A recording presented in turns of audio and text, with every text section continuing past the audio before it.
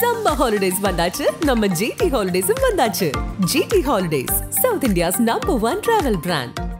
மார்க்கெட்லயே கம்மி சேதாரத்துல இன்னும் 1% தள்ளுபடி கொடுப்போம். ஓகே, வைரநக கேரட்டுக்கு 5000 தள்ளுபடி கொடுப்போம். தள்ளுபடி திருவிழா. ஆச்சி பாதாம் ட்ரிங்க். ஆச்சி பாதாம் ட்ரிங்க் ஒன்னு வாங்குனா ஒன்னு ஃப்ரீ. நக்கீரன் நேயர்களுக்கு வணக்கம். இன்று நம்முடன் கருத்துக்களை பகிர்ந்து கொள்ள இணைந்திருக்கிறார் அதிமுக ஒருங்கிணைப்பு குழுவின் புகழேந்தி அவர்கள். வணக்கம் சார். வணக்கம் ராஜவேலு. அதிமுக தலைமை அலுவலகத்திலிருந்து மாவட்ட நிர்வாகிகளுடன் ஆலோசனை நடத்தினார் எடப்பாடி பழனிசாமி. நிறைய விஷயம் அதில் பேசியிருக்கிறாங்க. தனிப்பட்ட விஷயங்களுக்காக தேர்தல் பணிகள்லாம் சுணக்கம் இருக்கக்கூடாது, ஆளுங்கட்சியினருடன் தொடர்பு இருக்கக்கூடாது, தேர்தல் பணிகளை செய்யணும், நிர்வாகிகள்லாம் அங்கங்கே பகுதிகளில் எங்கேயாவது இல்லைன்னா நிர்வாகிகளை போடுற வேலையை பார்க்கணும், அப்படிலாம் பல்வேறு விஷயங்கள்லாம் சொல்லியிருக்கிறார். இது எப்படி பார்க்குறீங்க? நிர்வாகம் இருக்காமா?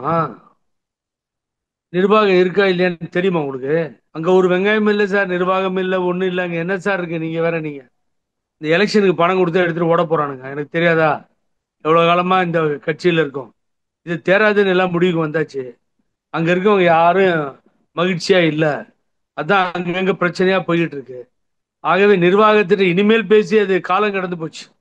ஆகவே நேரம் எலெக்ஷன் போகிற நேரம் இனிமேல் அவ்வளோதான். இன்னொரு 6 மாதம் இப்படியே பேசிக்கிட்டே போயிடும். இவர் பண்ணுற கூத்து, இந்த ஆள் பண்ணுற அகம்பாவம், திமிரு, அக்கிரமம், இதை பற்றி பேசிகிட்டே போனால் அப்படியே 6 மாதம் போயிடும். எலெக்ஷன் தேதியெல்லாம் அப்படியே வந்துடும்.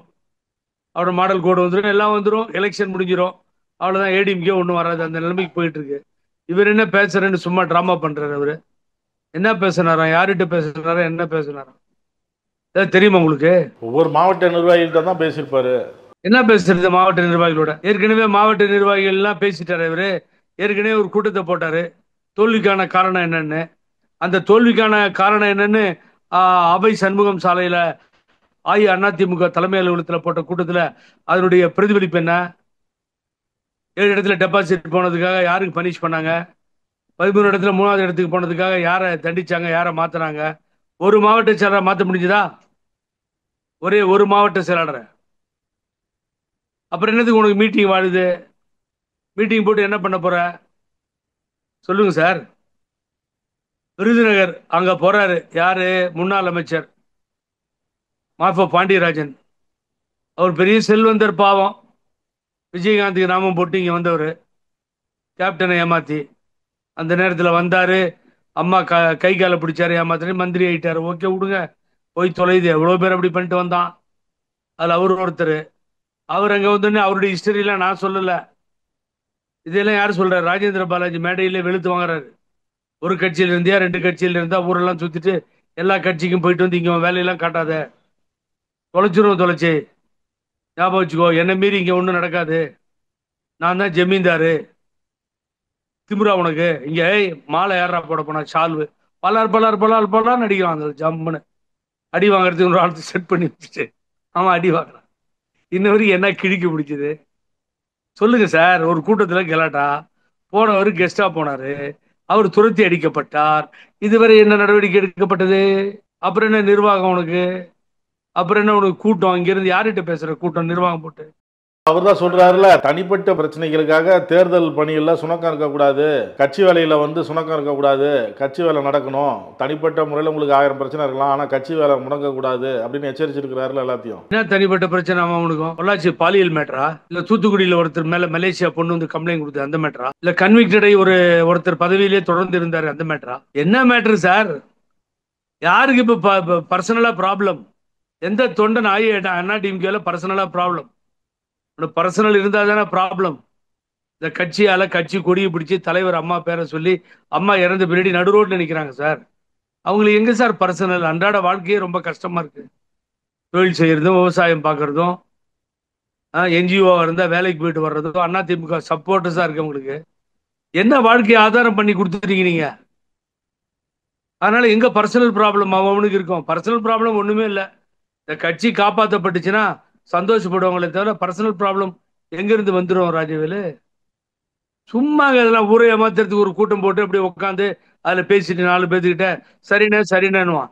எப்போ வரைக்கும் சரி தெரியுமா? இதுக்கு எழுதி வச்சுக்கோங்க. பழனிசாமி பணம் அவுக்கிற வரைக்கும் அண்ணன் எடப்பாடியார் வாழ்க, தாடை தலைவர் எடப்பாடியார் வாழ்க, வருங்கால பிரதமர் எடப்பாடியார் வாழ்க, வருங்கால ஜனாதிபதி எடப்பாடியார் வாழ்க அப்படிலாம் சொல்லுவாங்க. பணம் பணம் பணம் வர வரைக்கும். எலெக்ஷனுக்கு கொடுத்த பின்னாடி ஒரு காக்கா கூட இங்க இருக்க எல்லாம் ஓடிடும். ஸ்பீடு ஓடுவாங்க. எவனும் இங்க எலெக்ஷன் நிக்க போறது இல்ல. பணத்தோட ஓடுவாங்க. இப்ப மண்டை பிச்சுட்டு இருக்காரு. அந்த பர்சனல் மேட்டரா இருக்கும். அது மாதிரிலாம் பண்ணாதீங்க, கொஞ்சம் கட்சிக்கு இதா இருங்க நான் அப்படின்னு சொல்லி. இந்த ஆள் தலைமை இருக்க வரைக்கும் இதெல்லாம் ஒழுங்கா நடக்காது சார். எந்த விஷயமும் நிர்வாக விஷயமும் பேசுறதுக்கு அங்க ஒண்ணும் இல்லை. பூத்து கமிட்டி கிடையாது, பூத்துல ஆள் கிடையாது. பூத்துல ஆள் இருந்தா சரித்திரம் படைத்த தேனி மாவட்டத்துல அங்க இருந்த ஆண்டிப்பட்டியில ஒரு ஓட்டு வருமா? பூத்துல எவ்வளவு பேர் பூத்துக்கு போடுறோம்? 30 பேர் 35 பேர் அண்ணா திமுகவில். அது பைலாவிலே இருக்கு சார், எடுத்து பார்த்துக்கோங்க. ஒரு வட்டம் வார்டுக்கு இவ்வளவு பேர் போடணும், அதுக்கு தலைவர்லாம் இருக்கு, செயலாளர் இருக்கு, அது லேடிஸ் 3 பேரை கம்பல்சரியா போடணும் இருக்கு. எங்க போனாங்க அந்த வட்டக்கழக உறுப்பினர்கள்? எங்க போனாங்க? வார்டுனா வார்டு கழக உறுப்பினர்கள் எங்க போனாங்க சொல்லுங்க பாப்போம். ஆக அதெல்லாம் இல்ல, போயிடுச்சு. ஒரு ஓட்டு வருது. அப்ப யாருக்கு இன்ஸ்ட்ரக்ஷன் கொடுக்குறீங்க நீங்க? அப்ப அந்த பூத் அலசி ஆராய்ஞ்சிருக்கா? நான் கேட்கிறேன் சார். அந்த மாவட்ட செயலர் கழட்டிக்கிட்டு இருக்காரு தேனியில, அவர் கூட்டு வச்சு பேசணும்ல. என்ன பூத்துக்கு ஒரு ஓட்டு வருது, பூத்து கமிட்டியில 35 பேர் இருக்கான், வார்டு கமிட்டியில 11 பேர் இருக்கான். என்ன அர்த்தம் இது? என்ன ஆச்சு? எப்படி ஒரு ஓட்டு வருது? அதுக்கு இது வரைக்கும் ஏதாவது ஒரு வழி பிறந்திருக்கா? நியாயமா பேசிட்டு இருக்கிறேன் நான். உங்களுக்கு புரியும்னு நினைக்கிறேன். இதெல்லாம் கட்சி நடத்திருந்தா தெரியும் சார், ஃபீல்டுக்கு போயிருந்தா தெரியும்.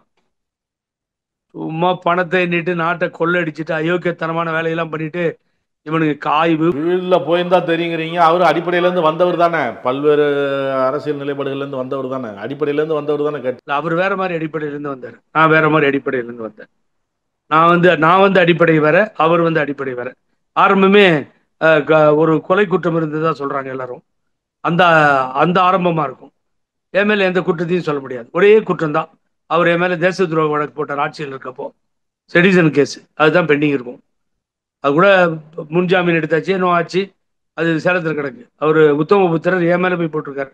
நான் தேச துரோகி பாருங்க, காமெடியா இல்லை? அதனால அதெல்லாம் ஒன்றும் கிடையாதுங்க. நான் தான் உங்களுக்கு எக்ஸ்பிளைன் பண்ணிட்டேன். பூத்துக்கு ஒரு ஓட்டு 2 ஓட்டு வருது. பூத்து இல்லை, பூத் கமிட்டி இல்லை, வட்ட கழகம் இல்லை, வார்டு கழகம் இல்லை. எப்பயோ சரி செய்யறதெல்லாம் இப்ப போய் கையில் எடுத்தீங்கன்னா எப்படி பண்ண முடியும்? சார் யாரும் ஒத்துழைக்க மாட்டான் சார். அங்க இருக்க அத்தனை பேரும் எல்லாரும் ஒன்னா சேரணும் ஒரே குறிக்கோளோட உட்காந்துருக்காங்க. இவர் ஒருத்தருக்கு தான் தெரியலன்னு நினைக்கிறாரு, தெரிஞ்சுக்கிட்டே டிராமா பண்றாரு. இதுதான் உண்மை. யாரும் ஒத்துழைக்க மாட்டாங்க எனக்கு தெரியும். ஈரோடு புறநகர் மேற்கு மாவட்ட அதிமுக சார்பில் கூட்டம் ஏற்பாடு செய்யப்பட்டிருக்கு. அதில் செங்கோட்டையன் பங்கேற்றிருக்கிறாரு. கோபியில் நடந்த இதில் செங்கோட்டையன் பங்கேற்றிருக்கிறாரு. அதில் காணொலியில் பேசின எடப்பாடி அவர்கிட்ட பேசலை அப்படின்னு செய்தி வெளியாகுது. அப்போ அங்கே செங்கோட்டையனுக்கும் அவருக்கும் உள்ள அந்த மனக்கசப்பு இன்னும் நீடிச்சுக்கிட்டு தான் இருக்கா?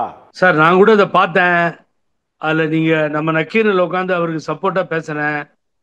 அவர் மூத்தவர், அம்மா படத்தை புறக்கணிச்சது தவறுன்னு வெளியில் வந்தார்ன்ற ஒரே காரணத்துக்காக தான் புகழ்ந்தேன். நான் ஓப்பனாகவே இங்கே பதிவு பண்ணுறேன். எங்கள் அண்ணன் ஓபிஎஸ் மாதிரி அவர், அடுத்த அண்ணன். ஆகவே அவர் ஒன்றும் தைரியமெல்லாம் இங்கே எதுவும் பண்ண மாட்டார், நீங்கள் நம்பாதீங்க அதை. அவர் இவ்வளோ அவமானப்படுத்தப்படுறாரு. அவருக்கு இல்லை கோபம் வரணும், நமக்கு ஏன் கோபம் வரணும்? நடுவில் ஒரு வார்த்தையை விடுறார், மாண்புமிகு பொதுச் செயலாளர் ஆணைக்கு இணங்க. உன்னை மதிக்கிறாங்களா? உங்களை மதிச்சாங்களா? அவ்வளோ நேரம் உட்காந்து வெயிட் பண்ணுறீங்க, லைனில் வருவார் அவருன்னு. யாரை வெயிட் பண்ண காலங்கள் போய். முதல்ல ஒரு மாவட்ட செயலராக அவர் இருக்கலாமா சார்? அவர் எவ்வளோ பெரிய பொறுப்பில் இருந்தார் அவர். யாரோ அங்கே இருக்கவர் ஒருத்தர் மாவட்ட செயலராக பண்ணிட்டு இவர் எங்கே இருக்க வேண்டியவர்? அவர் துணை பொதுச் செயலாளர் தானே இருந்திருக்கணும் அவர் சீனியாரிட்டிக்கு. அவருக்கு வெயிட் பண்ணாரா? அவர் லைனில் வரலையா? அவர் இது மரியாதை பிரச்சனை ராஜவேலு. நம்ம ஏன் அதில் போய் பக்கத்தில் இருக்கவன் வயிற்றுல வாயில் அடிச்சுக்குவான். அந்த கோபிச்செட்டிப்பாளையத்தில் இருக்கவன் தன்மான உணர்வு இருக்கவன். அதில் வேற நடுவில் ஒரு டைலாக் வேற விட்டார், நான் பார்த்தேன். யாரும் கனவு காண வேண்டாம், ஒரு வெங்காயமும் கனவு காணல. நாங்கள் நீ நல்லா இருக்கணும்னு நினைக்கிறோம், இந்த கட்சி நல்லா இருக்கணும்னு நினைக்கிறோம், நாடு நல்லா இருக்கணும்னு நினைக்கிறோம். நாங்கள் ஏன் சார் கனவு காண்றோம்? எல்லாம் பிரிஞ்சுருவாங்க, அது இது கனவு காண்றாங்க. அதுக்கு செங்கோட்டையன் அண்ணனை பயன்படுத்த ஒரு வெங்காயமும் இல்லை. நீங்கள் இப்படியே காணாமல் போறீங்க. நான் முதல்ல சொல்லிட்டேன் சீட்டு கிடைக்காதுன்னு. அதுதான் நடக்க போகுது. அது உங்கள் இஷ்டம். எப்பயுமே டிஃபர்மேட்டரியில் கூட என்னென்னா, டிஃபர்மேஷன் கேஸ்லாம் பாதிக்கப்பட்டவங்க தான் குரல் கொடுக்கணும். நீங்கள் நானும் பேசியது பிரயோஜனமே இல்லை. ஆகவே இதை விட அவமானம், இதை விட பாதிக்கப்படுறது என்ன வேணும்? புறநகர் மாவட்டத்தில் யார்ட்டையும் பேச மாட்டேன்னு ஒரு பொதுச் செயலாளர்னு ஒரு பேரை வச்சுக்கிட்டு இருக்க ஒரு ஆள், பொய் சொல்லிட்டு இருக்க ஒருத்தர் அந்த முடிவு எடுக்கிறாருன்னா ஏன் லைனுக்கு வரலன்னு உங்களால் கேட்க முடியல? அது வேணாம் சார். அது நான் அவரோட பழகியிருக்கேன். நான் பேச விரும்பல. அது சும்மா தலையை ஆட்டி ஆட்டிக்கிட்டு சும்மா அப்படி ஒரு நடிப்பு பண்ணிக்கிட்டு ஏமாத்திக்கிட்டு இதெல்லாம் தன்மானம் சார். என்ன அனுபவிக்கணும் நான் தெரியாம கேட்கறேன். என்ன வேணும் உங்களுக்கு? அமைச்சராக இருந்துட்டீங்க, அம்மா பக்கத்தில் இருந்துட்டீங்க, அம்மாவுக்கு டூர் போட்டு கொடுத்துட்டீங்க, நாடு பூரா செங்கோட்டையன் புகழேந்தியன் எல்லாத்துக்கும் தெரிகிற மாதிரி வளர்ந்து நிற்கிறோம். இனிமேல் என்ன நீங்க அனுபவிக்க வேண்டியிருக்கு? என்ன வேணும் உங்களுக்கு? இனிமேல் இனி ஆட்சிக்கு வர முடியாது. எப்ப பிரிஞ்சு போய் நிற்கிறோம் எல்லாரும். ரொம்ப கஷ்டமான சூழ்நிலை. இனிமேல் என்ன ஆகணும் உங்களுக்கு? எல்லாத்தையும் பார்த்துட்டீங்க, நீங்க எல்லாத்தையும் அனுபவிச்சிட்டீங்க. அம்மா கொடுக்காத பதவியில் உங்களுக்கு எல்லாத்தையும் கொடுத்தாச்சு, எல்லாம் அனுபவிச்சாச்சு, தொடர்ந்து ஜெயிச்சாச்சு. உங்க பொச்சை பிடிச்சிட்டு திரிஞ்சா இங்கேயும் இங்கேயும் ஒரு ஆளு, அந்த ஆள் உங்களை மரியாதை இல்லாம நடத்துறத நீங்க வேடிக்கை பார்க்கறதுனா நீங்களாச்சு அந்த ஆளாச்சு, எப்படியோ போங்க. அது அதை பேசுறதே வேணாம். ராஜவேலு ரொம்ப கஷ்டமா இருக்கு. அவரை ரொம்ப அவமானப்படுத்துறாங்க, ரொம்ப கீழ்த்தரமா நடத்துறாங்க. அவர் ஒரு மனிதராகவே ஏற்றுக்கொள்ள தயாராக இல்லை. இதை தான் நான் இண்டிகேட் பண்ண, உனக்கு சீட்டு காலி, எம்எல்ஏ சீட்டு கிடைக்காது, ஆசைப்படாதீங்கன்னு. இதையும் மீறி இப்படி பேசிக்கிட்டு அங்கங்க கலைஞ்சிக்கிட்டு ஒரு கூட்டத்தை போட்டுக்கிட்டு ஏதோ பழைய கதையெல்லாம் இப்பதான் பேசுறாரு, வேகோகமா பேசுறார். புரட்சி தலைவர் எம்ஜிஆர் தெரியுமா, தலைவர் இதை சொன்னார், அம்மா அதை சொன்னார். விஷயத்துக்கு வாங்க சார். இப்படிலாம் வளர்ந்த கட்சி, வளர்த்த இயக்கம் உங்களையும் சேர்த்துக்கோங்க. நான் தலைவராக அம்மா பின்னாடி போன பின்னாடி இந்த வளர்த்த இயக்கம் நாசமா போகுது பழனிசாமியில சொல்லுங்க. அதுக்கு பின்னாடி என்ன நடக்குதுன்னு பாருங்க. அதுக்கு உங்களால முடியல. அதனால அவரை பேச வேணாம், விட்டுருங்க, இக்னோர் பண்ணுவோம். அவரால் ஒன்றும் ஆக போறது இல்லை. அண்ணன் ஓபிஎஸ் மாதிரி அவர் நல்லவர், ஆனால் வல்லவர் இல்லை. இவரும் வல்லவர் இல்லை. அப்ப அது யார் தான் வல்லவர் அப்படிங்கிறீங்களா? இனிமேல் போக போக தான் தெரியும் யார் வல்லவர்னு.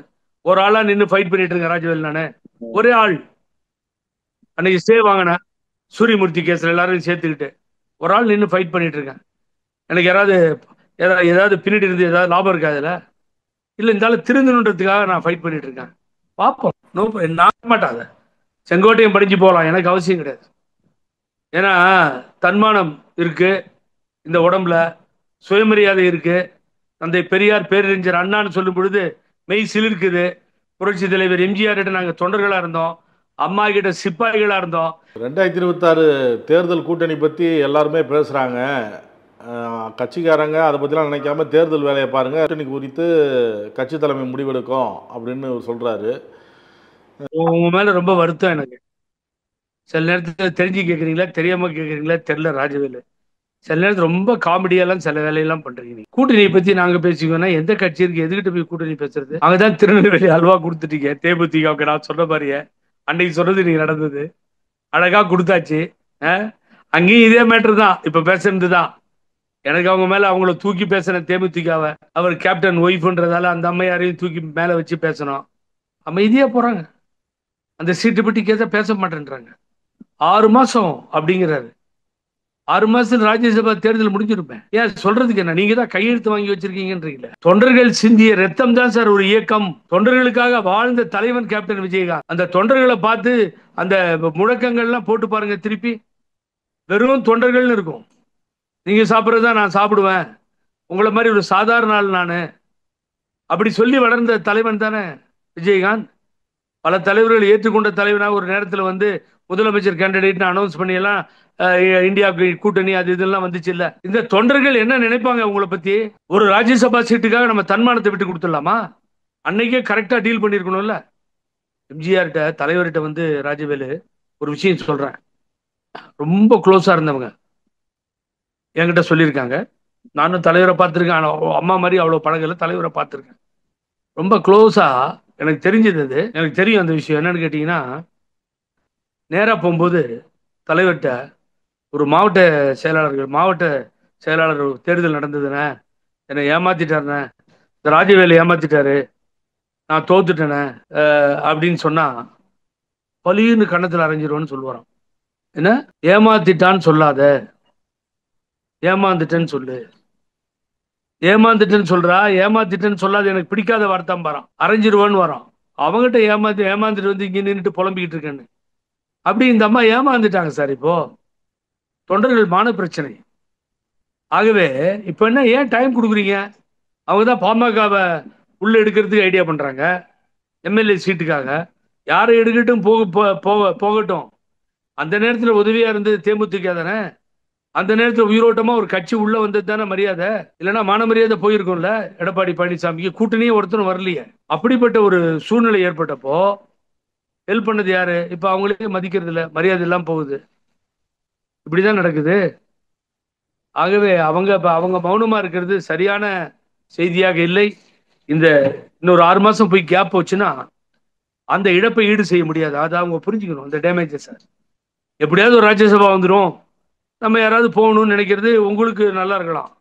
தொண்டர்களுக்கு என்ன பெனிஃபிட்? அதனால அங்க இருக்க ஒர்க்கர்ஸுக்கு என்ன பெனிஃபிட் சொல்லுங்க பார்ப்போம். அவங்க தானே உயிரோட்டமா இன்னும் கேப்டன் விஜயகாந்த் வாழ்கன்னு கத்திக்கிட்டு இருக்காங்க. அவங்களுக்கு என்ன பெனிஃபிட்? அதனால தன்மானத்தை விட முடியாது இல்ல. கேப்டன் ஸ்டைல இருக்கணுமா இல்லையா? அது அவங்க பிரச்சனை, ஒழிட்டு விடுங்க. இதுக்கு மேல அவங்களுக்கு புத்தி வர மாதிரி நம்ம சொல்ல முடியாது. ஏன்னா எவ்வளோ சப்போர்ட் பண்ணி நானும் பேசிட்டேன். அது அவங்க தான் அதை முடிவு பண்ணணும். இவங்ககிட்ட போய் அண்ணன் போனாங்க. நான் ஒன்று சொல்லட்டுமா? தலைமை கழகத்தில் அந்த வீடியோ எங்கிட்ட இருக்கு, வேணா அனுப்புறேன், போட்டு பாருங்க. இவங்க எடுக்கிறாங்க கையில, இந்த லெட்டரையும் நீங்க சொல்லிடுங்கன்றாங்க.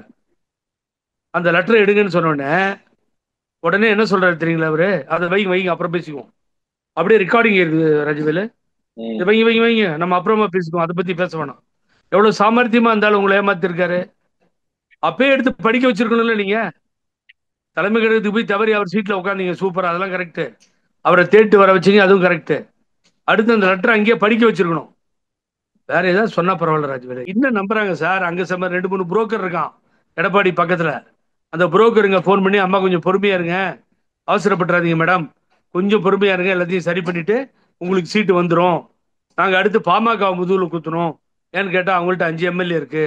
அடுத்து பிஜேபி முதுகுல குத்தணும், ஏற்கனவே குத்தி இருக்கோம், பாக்குறோம் 4 இருக்கு. ஆட்டோமேட்டிக்கா ஓபிஎஸ் வந்துடுவார் 4 ஓட்டு போடுறதுக்கு. இந்த 13 வாங்கினாதான் இன்னொன்னு வரும். உங்ககிட்ட ஒண்ணு எம்எல்ஏ இல்ல, அது பிரச்சனையா இருக்கு, கொஞ்சம் வெயிட் பண்ணுங்கன்னா இன்னொரு தடவை ஏமாத்துறாங்க. புரியலையா அவங்க ஏமாத்துறாங்கன்னு? இது குழந்தைய சொல்லி கொடுக்கறதுக்கு அந்த புரோக்கருங்களை வச்சு இவர் ஏமாத்துறாரு. அந்த புரோக்கருங்க சரி கட்டுறதுக்கு பாக்குறானுங்க. அவ்வளவுதான். இருக்கிற கட்சியும் போயிடும். ரொம்ப கேர்ஃபுல்லா இருக்கணும் பழனிசாமி கிட்ட, இல்லாட்டினா காலி தான். எப்படி பெண்ட் எடுக்கிறாங்க பாருங்க. பாஜக மாநில தலைவர் செய்தியாளர் சந்திக்கும் பொழுது பாஜக நோட்டா கட்சி, பாஜக கூட்டணி இருந்ததுனால தான் தோத்தோம் அப்படின்னு சொன்னவங்கெல்லாம் இப்போ பாஜகவுக்காக தவம் கிடக்கிறாங்க அப்படின்னு சொல்கிறாரு. இதற்கு நத்தம் விஸ்வநாதன் எதிர்ப்பு தெரிவிக்கிறாரு, மற்றவங்க எல்லாருமே எதிர்ப்பு தெரிவிக்கிறாங்க. இது எப்படி பார்க்குறீங்க? அதிமுகவை சொல்லலை அப்படின்லாம் சொல்கிறாங்க. இப்போ பாஜக மாநில தலைவர் என்ன சொல்கிறாரு? நான் அதிமுகவை குறிப்பிட்டு சொல்லலை அப்படின்னு சொல்கிறாரு. எனக்கு இப்போ ஒன்று தெரியணும். அதிமுக அதிமுக ஒரு அற்புதமான கட்சி. சுய லாபத்திற்காக, நல்லா ஞாபகம் வச்சுக்கோங்க, சுய லாபத்திற்காக, அதிகார வெறிக்காக எடப்பாடி பழனிசாமி இந்த அற்புதமான அதிமுகவை அழித்துக் கொண்டிருக்கிறார். என்ன சொன்ன? சுயலாபத்திற்காக, அதிகார வெறிக்காக அதிமுகவை அற்புதமான ஒரு இயக்கத்தை அழித்துக் கொண்டிருக்கிறார். அதோட மாத்திரம் இல்லாம 2 பேரை பேச வச்சு வேடிக்கை பார்த்துக்கிட்டே இருப்பாரு. அது உதவாது. மாற்று கட்சியை நோக்கி அதிமுக காரர்கள் படையெடுக்க ஆரம்பித்து விட்டார்கள். அதுவும் பிஜேபிக்கு எல்லாரும் வர ஆரம்பிச்சிட்டாங்க. ஒரு நம்பிக்கை துரோகி என்கின்ற பெயரும் பழனிசாமிக்கு தான் பொருந்தும். நான் தான் பிரதம மந்திரி பக்கத்தில் அழைத்து சென்று அமர வைத்தேன். அதற்கு விசுவாசமற்றவர் அவர், ஒரு பெரிய நம்பிக்கை துரோகி அப்படின்னு 2 தடவை சொல்லியிருக்கார். யாருன்னு கேட்டீங்கன்னா திரு அண்ணா. இப்ப நீங்க சொன்னது அடிஷனா 2வது தடவை. எங்க கூட்டணிக்காக இயங்குறாங்க, எங்க கூட்டணிக்காக தமம் இருக்கிறாங்க அப்படிங்கிறது செகண்ட். நீங்க ஃபர்ஸ்ட் பார்ட்டை விட்டுட்டீங்க. ஃபர்ஸ்ட் பார்ட்ல இவ்வளவு அசிங்கமா பேசியிருக்காரு. அடுத்தது இவர் பேசினாரேன்னு சொல்லி 2024 134 வாக்குறுதிகள் நாடாளுமன்றத்தில் ஜெயிச்சா நாங்கள் நிறைவேற்றுவேன்னு பழனிசாமி சொன்னாரு. ஒன்னு நிறைவேற்ற முடியுமா? ஒரு சீட்டு கூட வரல. வெக்கமா இல்லையா? எங்க கீழே ஆட்சி இருக்கு. கோயம்புத்தூர்ல நாங்க சொன்னது நாங்க செய்வோம். இதையும் சொல்லியிருக்காரு. இதெல்லாம் சிந்திச்சு பார்க்கணும்னு. 16.5% ஓட்டு, 17% ஓட்டு, 0.5% ஜாஸ்தி வாங்கினதுல டெபாசிட் கோயம்புத்தூர்ல தப்பிச்சது. 7 இடத்துல டெபாசிட் போயிடுச்சு. அப்பயும் இப்படிப்பட்ட நிலைமையில ஒரு கட்சி, இது பழனிசாமி தலைமையில இந்த கட்சி இருக்கு அப்படிங்கிறத சொல்றாரு. அப்புறம் இன்னொன்னு கேட்டாரு, இதை நான் முதல்ல கேட்டேன் தான். என்னன்னா, விக்கிரவாண்டியில சட்டம் ஒழுங்கு கெட்டு போச்சு, அதனாலதான் நிக்கலன்னு சொல்றாரு பழனிசாமி. 2026 மாத்திரம் சட்டம் ஒழுங்கு நல்லா இருக்குமா? அப்பயும் நிக்காம போயிடுவாரா பழனிசாமின்னு கேட்கிறாரு நம்மள. இதெல்லாம் அதுக்கு பின்னாடி இப்போ அதே அன்னார் பழனிசாமி இந்த டெபேட்டுக்கு தலைப்பு வேணுங்கிறதுக்காக எங்களை வந்து நீங்க வந்து இன்டர்வியூ எடுத்து இதெல்லாம் பண்ணிட்டு இருக்கீங்க. இதெல்லாம் தேவையில்லாம இந்த பிரஸ்காரங்க பண்றீங்க. 3 பேர் உட்காந்துக்குவாங்க, அரசியல் ஆலோசகர் அவர் இவருன்னு, உங்களுக்கு வேற வேலை இல்லைன்னு சொல்லி இப்ப அன்னாரா மாறிட்டாரு. யாரு? பச்சை துரோகி. இன்னைக்கு அண்ணாரா தெரியுறாரு. ஓகே, நாகரிகமா இருக்கட்டும், ஏன்னா ஐபிஎஸ் ஆபீசர்ல அவர் மாறி மாறி பேசுவார். பேசிட்டோம். என்ன பேசுறாரு பழனிசாமி?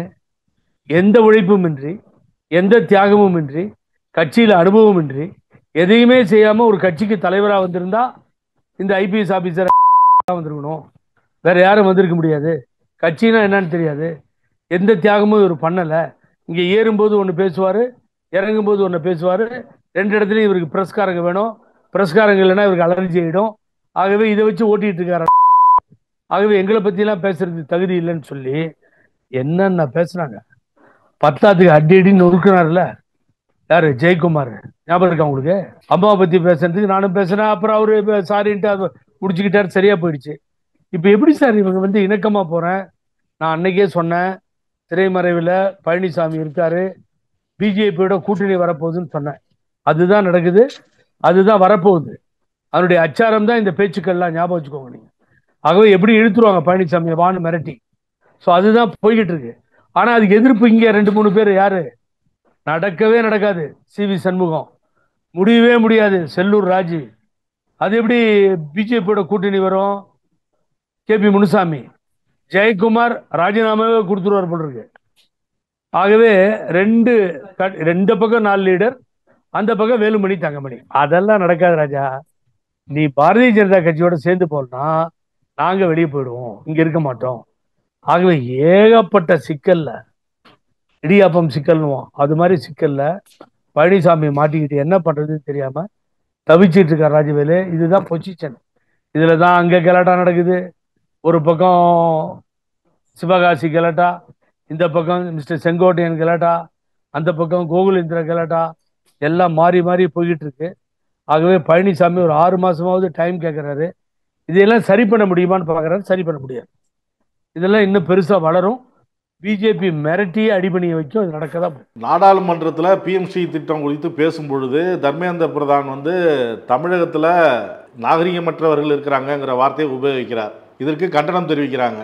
திமுக எம்பிக்கள் வந்து கண்டனம் தெரிவிக்கிறாங்க. கனிமொழியிலேருந்து எல்லாருமே கண்டனம் தெரிவிக்கிறாங்க. முதலமைச்சரும் கண்டனம் தெரிவிக்கிறாரு. இதுக்கப்புறம் கனிமொழி வந்து இந்த மாதிரி பேசுறது வந்து தவறுன்னு சுட்டி காட்டினதுக்கப்புறம், உங்கள் மனசு புண்பட்டு இருந்தால் நான் திரும்ப பெறுகிறேன், நான் அந்த மாதிரி பேசலை, புண்பட்டு இருந்தால் திரும்ப பெறுறேன் அப்படின்னு சொல்கிறாரு. இது எப்படி பார்க்குறீங்க? ஒரே நாடு ஒரே கொள்கை ஒரே ஜெயிலுன்னு தான் சொல்ல. இதை ஏற்றுக்கொள்ள முடியாதுன்னு சொன்னால் நாகரிகமற்றவர்கள் தான். ஒரே கல்வி கொள்கை திட்டம் ஏற்றுக்கொள்ள முடியாது, நாகரிகமற்றவர்கள். இந்தியை திணிக்காது, இருமொழி கொள்கை தான், மும்மொழி கொள்கை இல்லை. இதை சொன்னா நாகரிகமற்றவர்கள் தான். ஆகவே ஜால்ரா போட்டுட்டு இருந்தா நாகரிகமானவர்கள். மத்திய அரசை எதிர்த்து ஜால்ரா போடலன்னா நாகரிகமற்றவர்கள். இந்த நாகரிகம் தெரிந்தவர்கள் தான் பிரதான் போன்றவர்கள். ஆகவே அவங்கள்ட்ட எப்படி நாகரிகத்தை நீங்க எதிர்பார்க்குறீங்க? நீங்க கல்வி திட்டத்தை கொள்கையை கொண்டு வந்து திணிப்பீங்க.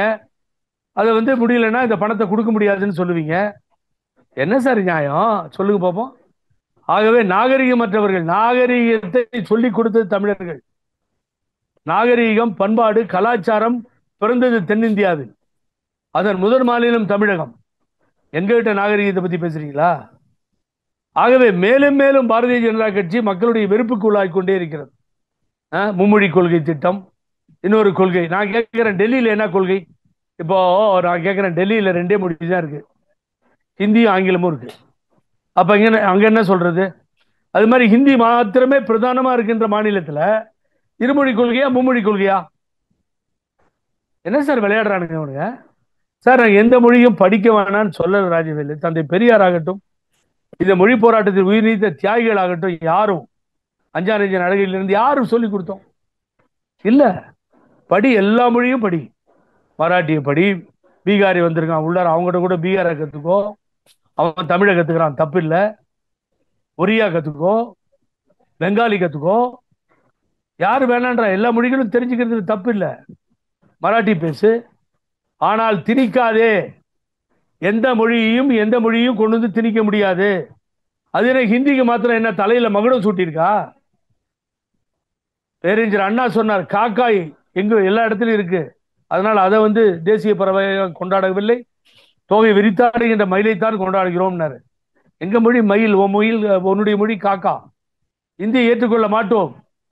முதல் மாநிலம் இந்தியன் கான்ஸ்டிடியூஷன் அரசியலமைப்பு சட்டத்தில் கொடுத்திருக்கின்ற வாக்குறுதி சட்டமாக்கப்பட்டது. இனி கையெழுத்து வாங்கி நீ ஊரெல்லாம் ஏமாத்துறன்னா அப்போ உன்னுடைய அரசியல் அமைப்பு சட்டத்தை நீங்க பிரதமரா உட்கார்ந்துக்கிட்டு அதை மதிக்க மாட்டேன்னு சொல்றீங்களா? எனக்கு புரியல.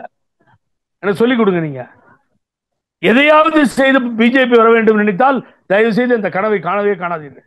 நாகரிகம் என்பதை கற்றுக் கொடுத்ததே நாங்கள் தான், பண்பாட்டை கற்றுக் கொடுத்தவர்களே நாங்கள் தான்.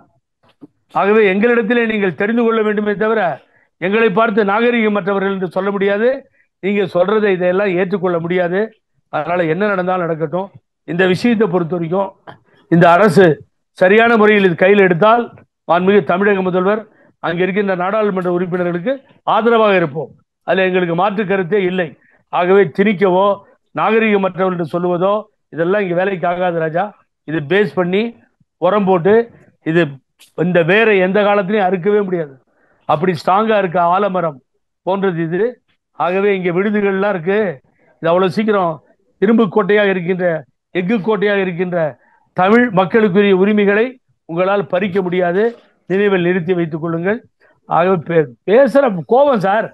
எந்த மாநிலம் வேடிக்கை பார்க்குது? எல்லா மாநிலமும் எதிர்ப்பு இருக்குதான், அது கையில் எடுக்கிறது இல்லை. தமிழ்நாடு தான் எடுக்குது. யார் ஆட்சிக்கு வந்தாலும் விடுறது இல்லை. அம்மா விடவே இல்லை, புரட்சி தலைவர் எம்ஜிஆர் அவர்கள் விடவில்லை, பேரறிஞர் அண்ணா தோற்றுவித்தார்கள். ஏன் கலைஞர் கூட விடலை, விட்டு கொடுக்கல. ஆகவே மொழி வரும் பொழுது யாரும் விட்டுக் கொடுப்பதில்லை. யார் விட்டுக் கொடுப்பார்கள்? அடிமைகள் தான் அடிமை சாசனம் எழுதி கொடுத்து விட்டு அடிவருடிகளாக மாறுவார்கள். நாங்கள் அதற்கெல்லாம் தயாராக இல்லை. நாங்கள் தமிழ் தான் எங்கள் உயிர், எங்களது கலாச்சாரம் தான் எங்களது வாழ்வு. ஆகவே இதெல்லாம் அவனுக்கு புரியாது சார். அவனுக்கு பிரதானுக்கு என்ன புரிய போகுது? அவர் அப்புறமா சாரி கேட்பாரு, அப்புறம் திட்டுவாரு, பணம் தர மாட்டேன்பாரு. ஆகவே போராட வேண்டிய களத்தில் இருக்கிறோம். வடக்கு வாழ்கிறது, தெற்கு தேய்கிறது என்றார் பேரறிஞர் அண்ணா அவர்கள். ஆனால் வடக்கு எதிர்த்தாலும் சந்திக்க தயார் என்றார் அம்மா அவர்கள். வடக்கை ஆட்டி படைத்தார் அம்மா அவர்கள். இந்த இதில் எரிச்சல் அவங்களுக்கு நம்மளை பார்த்து. ஆகவே அவர் நாகரிகமற்றவர் என்று சொன்னால் நாகரிகமே தெரியாதவர்கள் நாகரிகத்தை பற்றி பேசுறாங்க. அவங்களுக்கு நாகரிகம் இருந்தால் தானே, அது கிடையாது. ஆகவே அவர்கள் பேசட்டும், பரவாயில்ல, நம்ம பார்த்துக்கோ. கருத்துக்களை பகிர்ந்து கொண்டதுக்கு நன்றி சார். மிக்க நன்றி. பார்க்கின்ற நேயர்களுக்கு நெஞ்சார்ந்த நன்றி. நான் ஒன்று சொல்றேன், ஏன்னா எல்லாமே திரிக்கின்ற நேரம் வந்து விட்டது. மத்திய அரசால் திரிக்கின்ற முயற்சிகள் இதான் தேடுறாங்க. அங்க ஒரு மசூதி கிடைக்குமா, பக்கத்துல கோயில் கிடைக்குமா, இல்லை இங்க மொழி கொள்கை எடுத்து இந்தியை சொன்னா யாராவது வரவேற்பாங்களா, இப்படி எல்லாம் தேடுகிறார்கள் தங்களை வளர்த்து கொள்ள. மக்கள் எச்சரிக்கையாக இருக்க வேண்டும். இது நியாயமற்றது. வேற எதையாவது சொல்லி வளர்த்தும், மேல வேற மக்களுக்கு இதை பண்றேன், போறேன், ஆட்சிக்கு வந்திருக்கீங்க, தமிழ்நாட்டுக்கு இதை பண்ண, அதையெல்லாம் சொல்லட்டும். இது போன்ற செயல்களில் ஈடுபட வேண்டாம். இது இருக்கிற 10-20 ஓட்டும் போயிடும், அவ்வளவுதான் ரிசல்ட் என்பதை இதை எடுத்து சொல்லி பார்க்கின்ற நேயர்களுக்கு நெஞ்சார்ந்த நன்றி, வணக்கம். நக்கீரன் டிவிக்கு சப்ஸ்கிரைப் செய்யுங்கள். உங்கள் ஆதரவே எங்கள் பலம். ஆசிரியர்களுக்கு நண்பனாகவும் மாணவர்களுக்கு ஆசானாகவும் திகழும் தேர்வு வழிகாட்டி. ஒவ்வொரு பாடத்திற்கும் அனுபவமிக்க ஆசிரியர்களின் துல்லியமான தெளிவான விடைகள். CNC இருக்கு, தேர்வு பயம் எதற்கு? இது தீரன் பப்ளிஷிங் ஹவுஸ் விற்பனை வெளியீடு.